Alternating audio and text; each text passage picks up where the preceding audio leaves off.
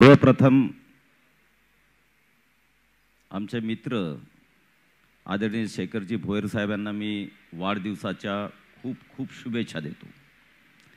आणि अतिशय चांगला योग आहे की वाढदिवसाच्या दिवशी हा कार्यक्रम होतो आहे आणि आपण सगळे त्याला उपस्थित आहात। आणि विशेषतः आपले सगळ्यांचे आदरणीय प्रदेशाध्यक्ष आणि महसूल मंत्री बावनकुळे साहेब स्वतः या वाढदिवसाच्या कार्यक्रमाला हजर आहेत। पण याला अजून दुहेरी आहे की वाढदिवसाबरोबरच अमरावती जिल्ह्यामध्ये ज्या पद्धतीने भारतीय जनता पार्टीला यश मिळालं त्या सगळ्या आमदारांचा सत्कार सुद्धा त्यांनी ठेवला। त्या सत्काराला आपण उपस्थित आहात। मंचावर उपस्थित माजी खासदार आदरणीय रवनीतजी राणा, राज्यसभेचे आपले सदस्य आदरणीय बोंडेजी, आदरणीय आमदार राजेशजी, आदरणीय अडसडजी, आदरणीय आवलकरजी, आदरणीय पोटेजी, आदरणीय प्रवीण तायडेजी, आदरणीय केवलरामजी, आमच्या संगीताताई, आदरणीय गुडदेजी, आदरणीय आमच्या जयंताजी, आदरणीय छायाताई आणि खूप सगळेच ओळखीचे आहेत आपले सगळे मित्र। त्यामुळे आदरणीय मंच म्हणतो कारण साहेबांना थोडं जायचं आहे। आणि उपस्थित या शिक्षक मेळाव्याला व शेखरजी भोयर यांच्या वाढदिवसानिमित्त उपस्थित सर्व शिक्षक बंधू आणि भगिनी, शेखरजी भोयर हे मी 2004 पासून आमदार आहे। तेव्हापासून आम्ही एक दुसऱ्याला ओळखतो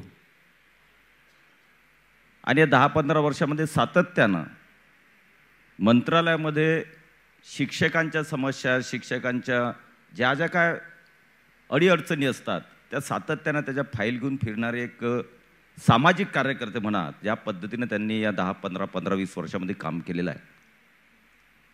आणि म्हणून मागची निवडणुकीची गाथा जी आहे ती आता बऱ्याच जणांनी आपापल्या शब्दातून व्यक्त केलेली आहे।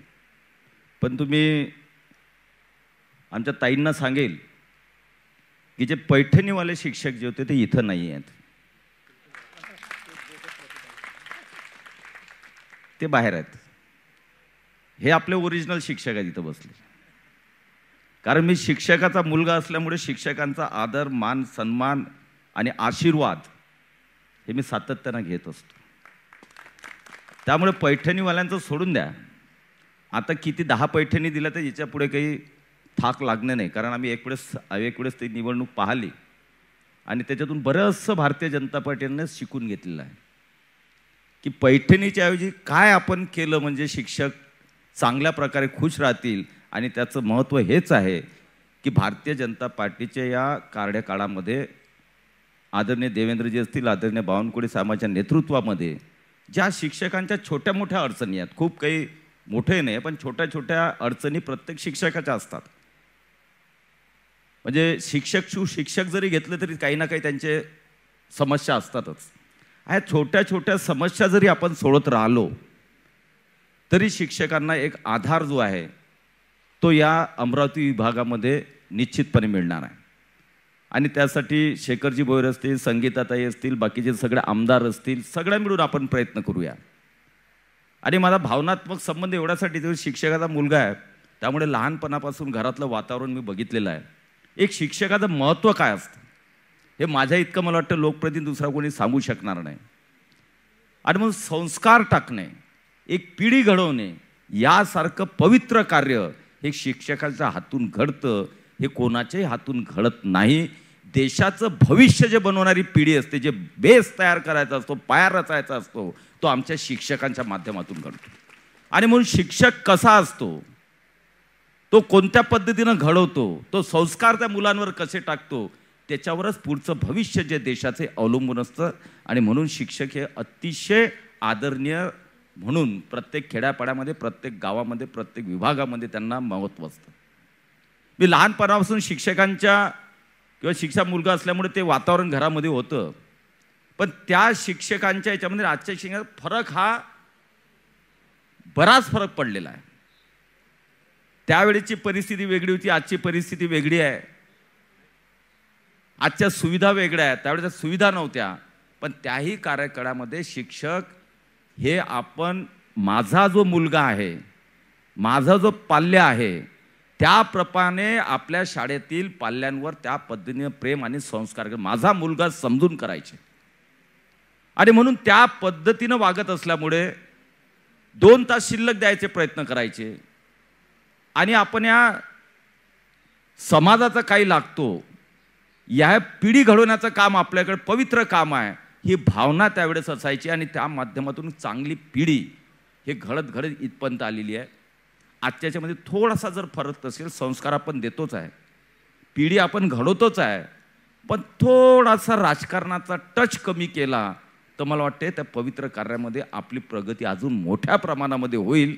म्हणून खूप राजकारणामध्ये न जाता मी तर सांगतो की शिक्षकांसारखं स्थान हे समाजामध्ये कोणालाच नाही आहे. तुम्ही कोणत्याही गावात जा, पण आता थोडं डळमळीत किंवा थोडं त्याच्यावर का ताशेरे ओढल्या जातात, तर याचंही चिंतन आमच्या शिक्षकांनी ना आपणच करायला पाहिजे की हे का असं होते आहे. कमी प्रमाणात असेल पण असं होता कामा नये.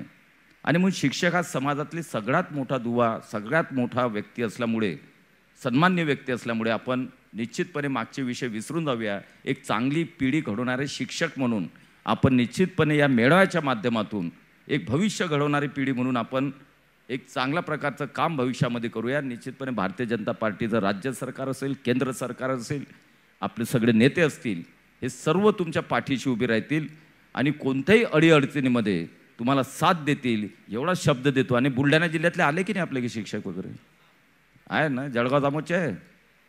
चला, आणि निवडणुका सोडून द्या, हा निवडणुकीचा कार्यक्रम नाही, हा कोणाला तिकीट देण्याचा कार्यक्रम नाही आहे.